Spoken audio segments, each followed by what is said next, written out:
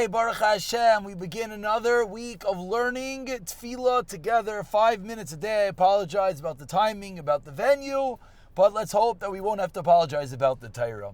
So we've been discussing Rina, Shira, Tishbachis, thanking Hashem, the incredible segula of Yirmiyahu Hanavi, the depth of the segula, how praises keep those gates that are open.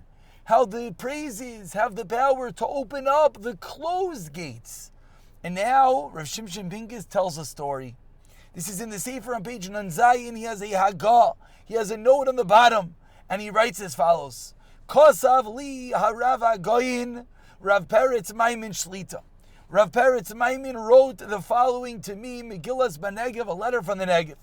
Mashay Kosav, that which we wrote, Shetzarach l'smayach gam be'isara. The incredible importance to rejoice even at a time of tzara. Kach kara lanu pam b'chol, says Rav Peretz Maimin one time. What happened to us was ba'atziras geshamim. There was a drought. It wasn't raining. What do they do? What do you do when it doesn't rain? Kazru kamatay niyos. We made many fast days. V'loy nanu. We didn't get an answer.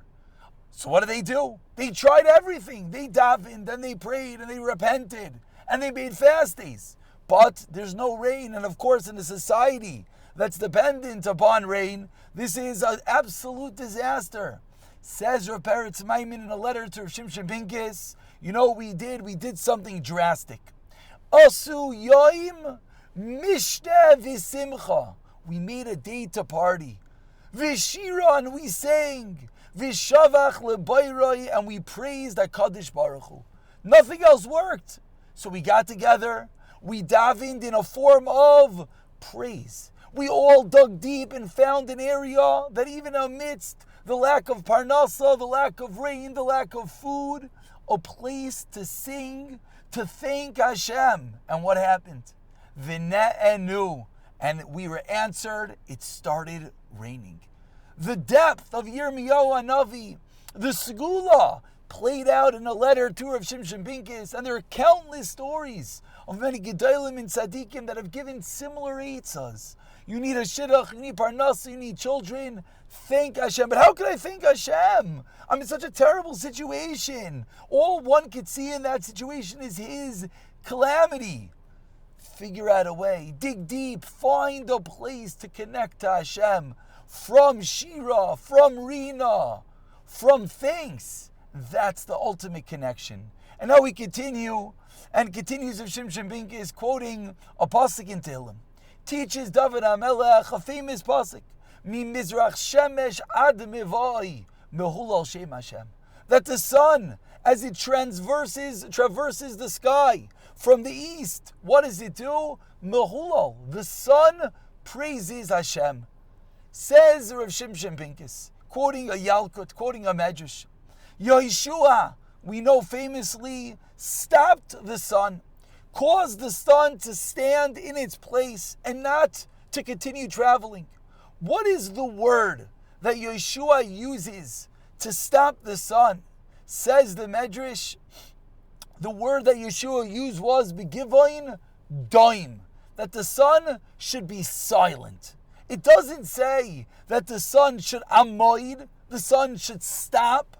It says the sun should be silent. What do you mean?